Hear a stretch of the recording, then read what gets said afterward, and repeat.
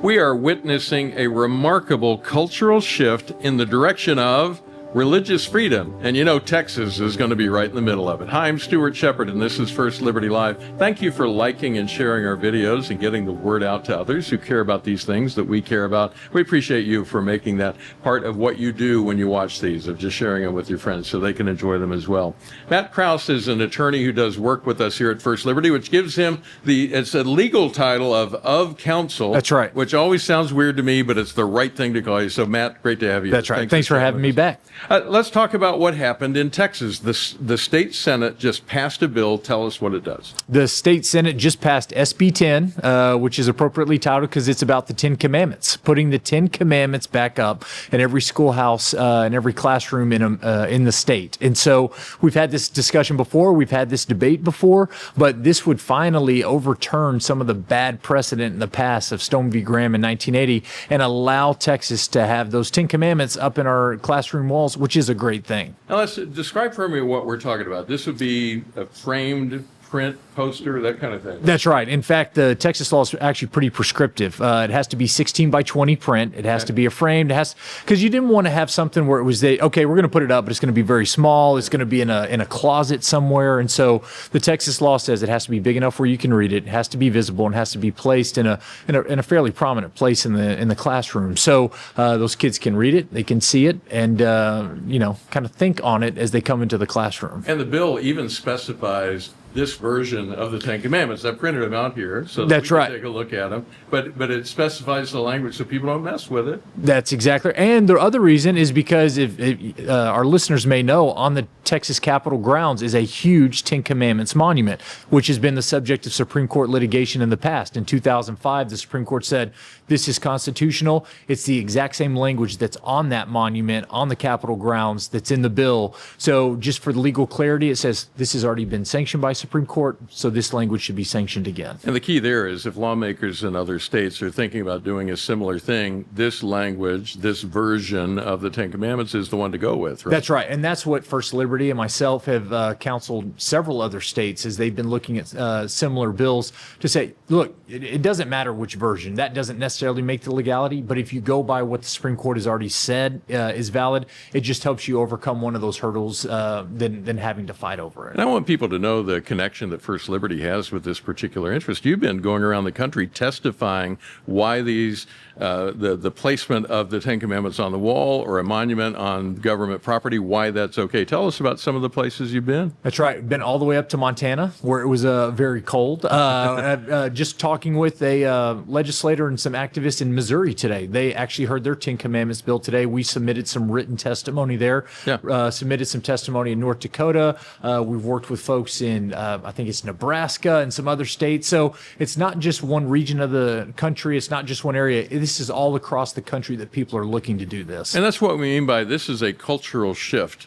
There are still steps to go for the one in Texas. I know Kentucky, for example, just passed one through their legislature. It's on, as we're speaking here, it's on the governor's desk. Don't know if he'll sign it, That's right. But it's all moving that direction. That's very encouraging when it comes to seeing this all across America. That's right. And I will say, since I'm of counsel with First Liberty, I feel like I have a little more freedom to say it. It's all because of the work that First Liberty did in cases in 2019, 22, and others. I know we've talked about that a lot. And let me point that out. I saw the testimony in Austin at the Capitol here.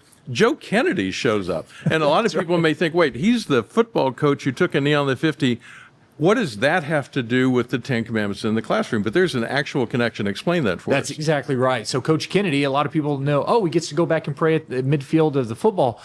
What they don't remember is that in that case, they threw out the lemon test. And the lemon test is what had been used in 1980 in the Stone v. Graham case and in thousands of other cases since 1971 to prohibit public displays of religion. So because of Coach Kennedy and the work of First Liberty, that lemon test was now thrown out, which gives us the ability to go back into these states and say, hey, that flawed decision from 1980, it's no good anymore. Let's put the Ten Commandments back up. And if that's not enough, our win in the Bladensburg case in 2019 specifically deals with things made out of granite on government property, right? That's exactly right. And that really set the foundation for the Kennedy case in 2022, and which now we have Well, the limit test is gone. So what do we have? We now have the history and tradition test. And that's what I, along with some others, when we testify, talk about. There's really no document in American history, save maybe the Constitution and Declaration of Independence, that has the history or tradition that the Ten Commandments does. That's why we feel very confident that should it get into court, should it get into these constitutional scrutiny, we're going to be able to overcome it, because that history and tradition test, the Ten Commandments fit squarely within it. Folks on the other side love to say, oh, there's no mention of God in the Constitution, aha, and then they want to lecture you about that. When you testify in favor of the Ten Commandments being in public schools or on public property, what's your argument for that being part of the history and tradition? How is it sewn into the fabric of America? Yeah, we have a recency bias, because the Stone v. Graham case, as we said, was 1980, which means for about 40 years we have not allowed the Ten Commandments in our classrooms.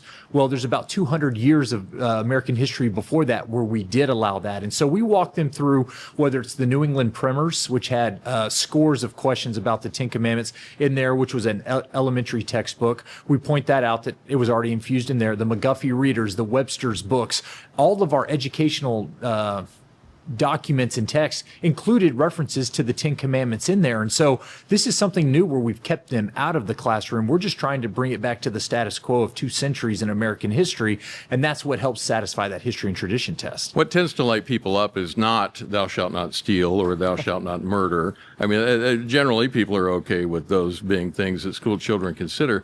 What they tend to light up on are these first ones. I'm the Lord thy God, thou shalt have no other gods before me, thou shalt not make any graven images, thou shalt not take the name of the Lord thy God in vain.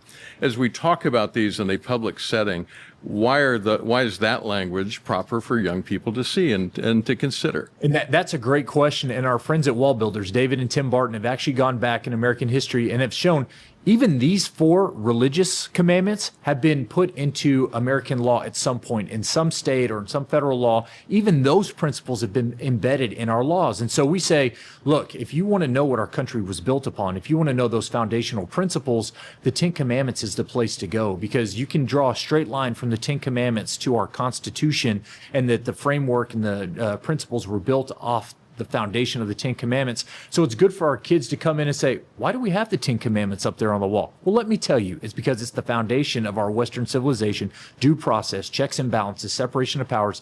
It's hugely influential in American history. That's why we want to make sure you know it as well. And if it should get challenged up to, say, I don't know, the United States Supreme Court, well, as you're sitting in the courtroom, you can point up right over there. There's right. Moses surrounded by other lawgivers. If you go on the outside, on the east face, there's Moses right up at the top of that little triangular piece above the porch there. I even saw, and I until the last time I was there, I'd never seen this over the many years I've been to the Supreme Court. On the front, on the corner, it's got the face of Moses, and even says Moses, so That's you know right. who it is, as well as you go around the corner. It's Plato and Aristotle and the others. The Supreme Court is covered in references to the Ten Commandments. Why? Because it is the foundation of our system of laws and jurisprudence, and so it's inescapable. That's why we feel very confident, again, should it make its way up through the courts. Now, some people say Louisiana passed a similar law, and they say, oh, a district court struck that down because it's unconstitutional. Well, it's helpful to point out that's only in the 5 parishes that challenge the law. There's actually 10 commandments up in walls in Louisiana in 15 parishes right now. And so that's really not a valid argument. We feel very confident that when that gets up to the Fifth Circuit and then the Supreme Court, it's going to be upheld and it's going to be shown as constitutional. I'm going to ask you a question that sounds dumb, but it's coming from me, so it makes sense. But it gets to the heart of this, and that is, why is this something worth doing? Why is it worthwhile for state legislatures to put these bills into place, to put them into law so that people can once again see the Ten Commandments when they're at a state capitol or in a classroom? That's right. And it's actually a great question. I've actually been asked that question by legislators in other committee hearings.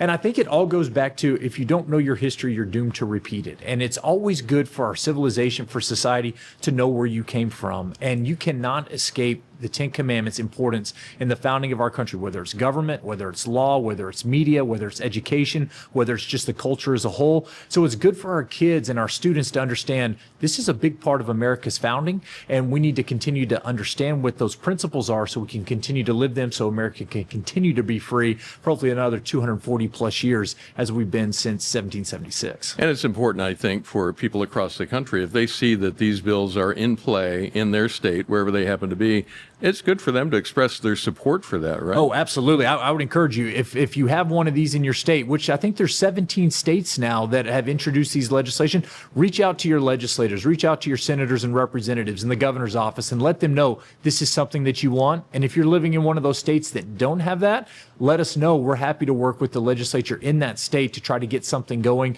because we feel like this is very important and very foundational to do. And we think it'll spark optimism, encouragement, and confidence that people can live out their faith, can understand the history and tradition of our country. And both of those are great things. Anything else you'd like to share before I let you go? No, I just appreciate all of First Liberty's work in this regard. Again, it sounds cliche, but without the work of First Liberty and Coach Kennedy, we would not be having this conversation today. So I just appreciate your work and everything that you're doing for the kingdom and the culture. Awesome. Matt Krause, thank you for making time for us today. Good talking to you. Great talking with you. And thank you for watching. If you want to see America's religious heritage defended and protected in America and placed, I don't know, on Capitol grounds and in classrooms around the country, would you consider supporting the work here of First Liberty? If that's important to you, that's what we do. So if you'd like to see that happening in the real world, we're one of the ways that you can make that change happen.